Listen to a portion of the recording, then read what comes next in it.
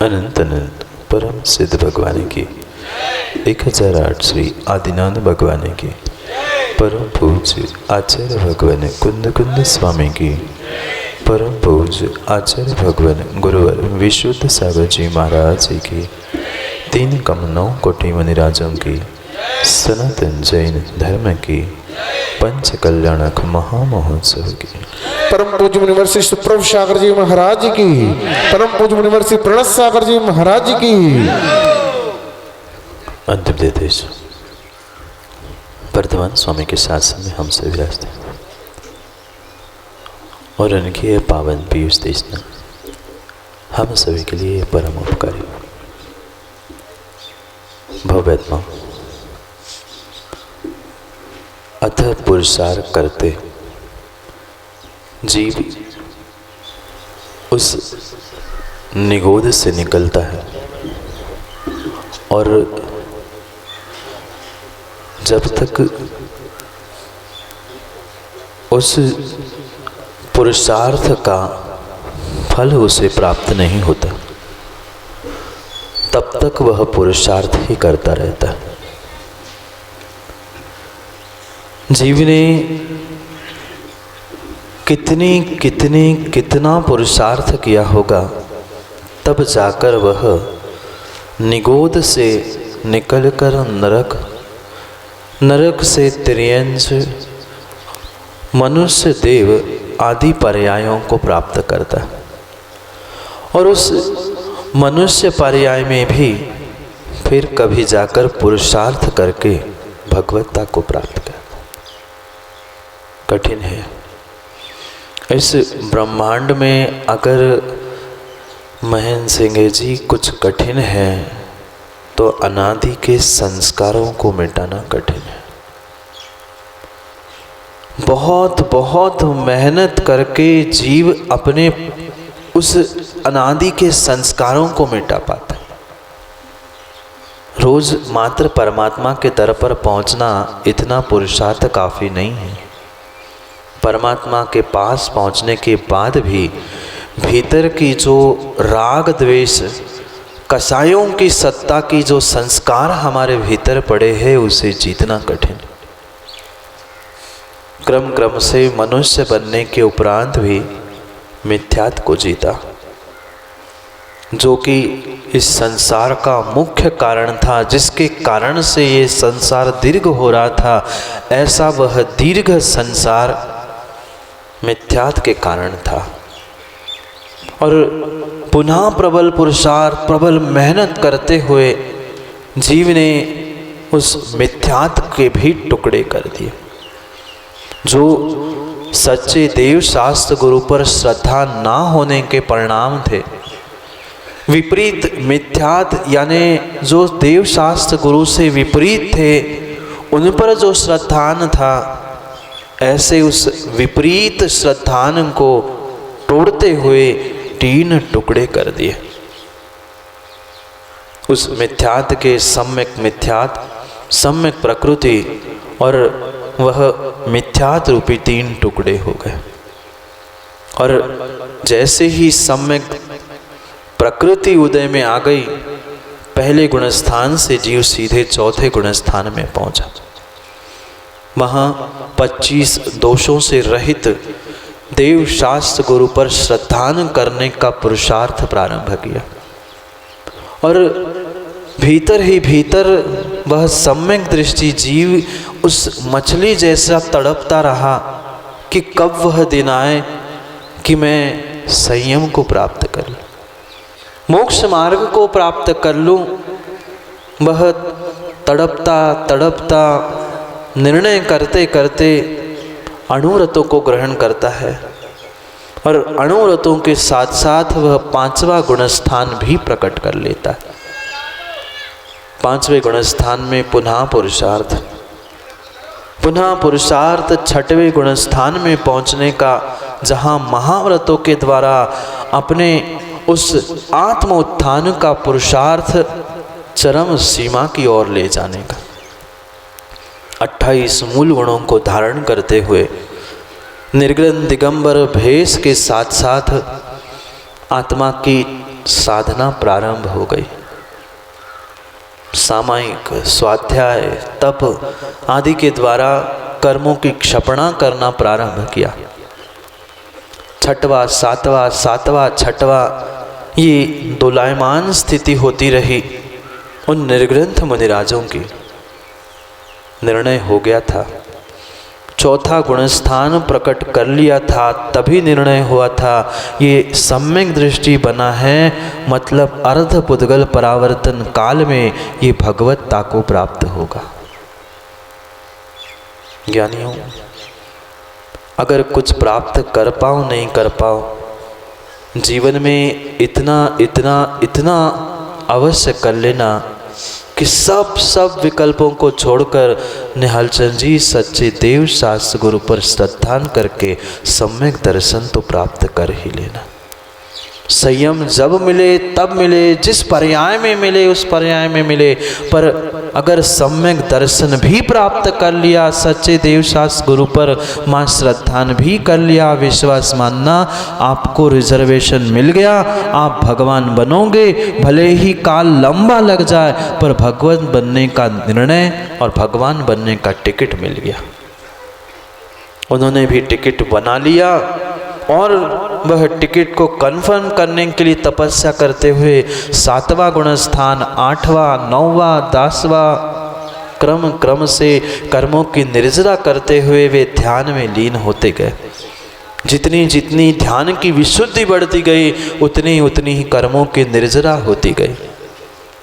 कभी वेद, कभी कषाय, कभी योग, क्रम से उनका निरोध करते करते वह एक गुणस्थान, एक सीढ़ी आगे बढ़ते गए। इतना आसान नहीं है भगवान बनना, इतना आसान नहीं है। कई बार ऊपर, कई बार नीचे होना पड़ता है, तब जाके भगवत्ता प्रकट हो पाती है। माँ खीर बनाई कभी? चावल की खीर बनाई कभी?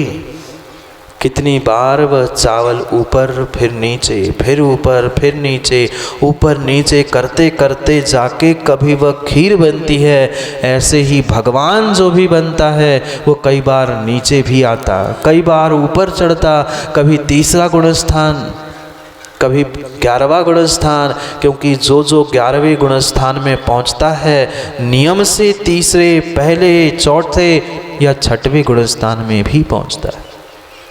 क्योंकि उस 11वें गुणस्थान का ऐसा ही नियोग होता है कि कहीं न कहीं वह काल क्षय या भव क्षय के निमित्त से नीचे आता ही है।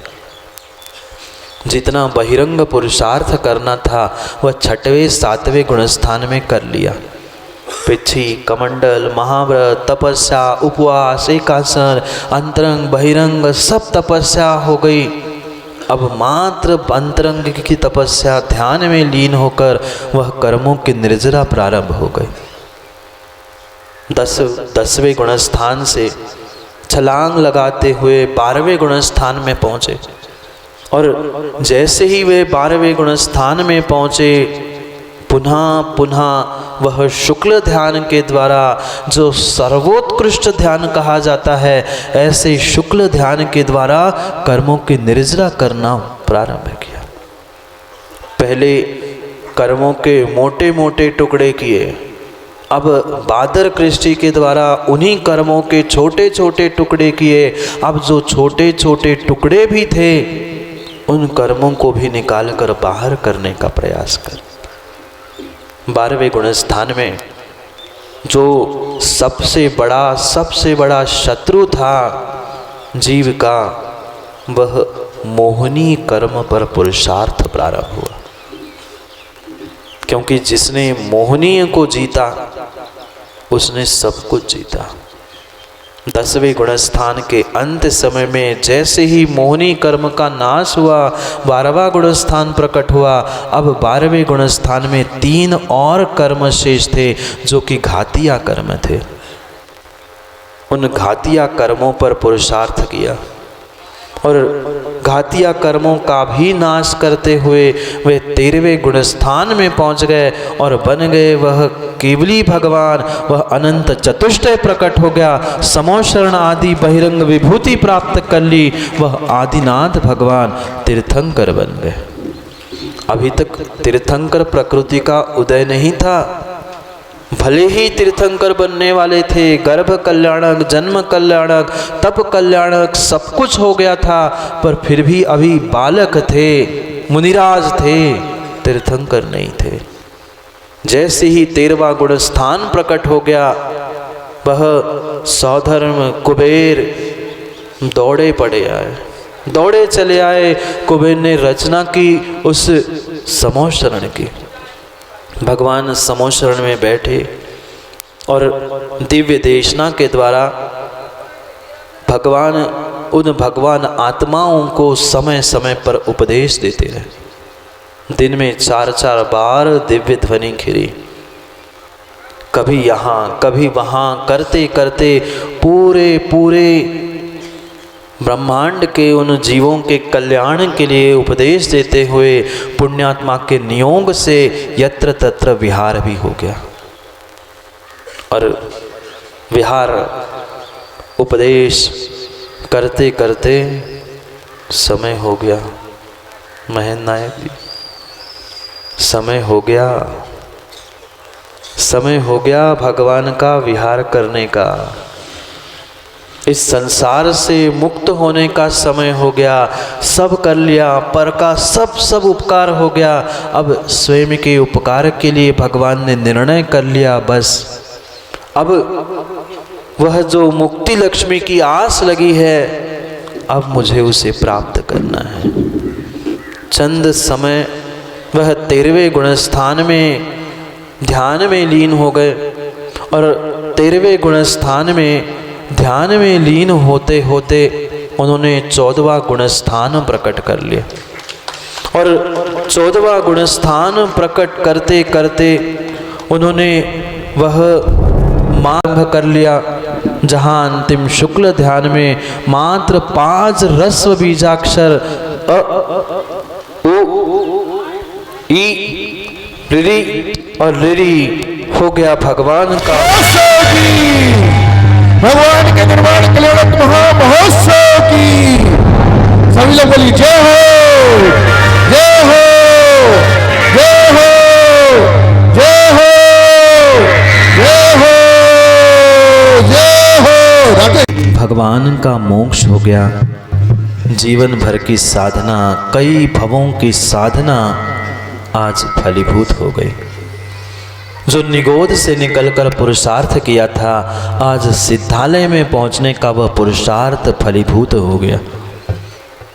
भगवान आत्मा भगवान बन गया। जैसे ही तीर्थंकर भगवान मोक्ष चले गए, उनका शरीर कपूर भांति उड़ गया, नख और केश मात्र शेष रहे। सौधर्म ने अग्नि कुमार जाति के देवों को बुलाया, जिनके द्वारा उनके नाखून और केशों का संस्कार करके उनका भी विलीनीकरण हो गया। इधर जैसे ही आदिनाथ भगवान को मोक्ष हो गया, भरत चक्रवर्ती एक पहाड़ की चोटी पर, कैलाश की चोटी पर बैठकर रो रहे थे।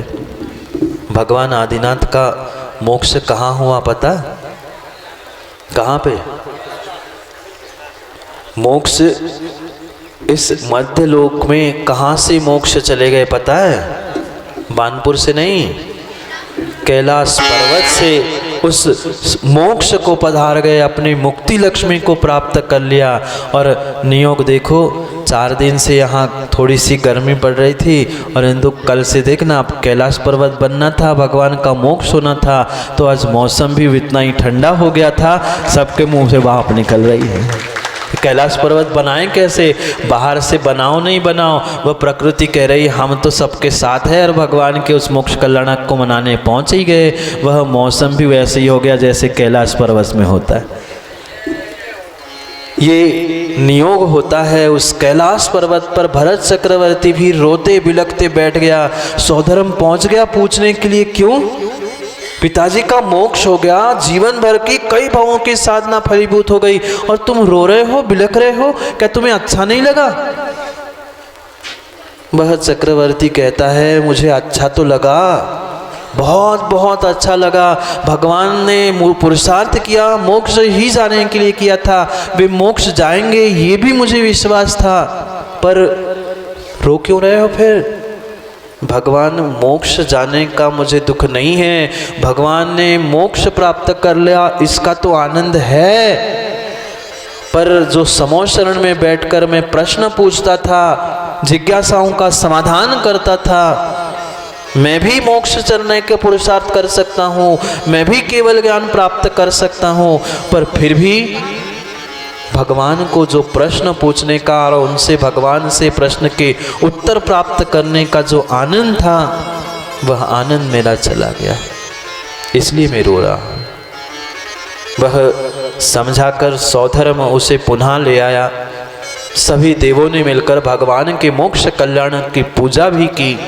अग्नि कुमार देवों ने वह नक और केशों का संस्कार करके जय जयकार करते हुए अपने स्थान पर सब चले गए।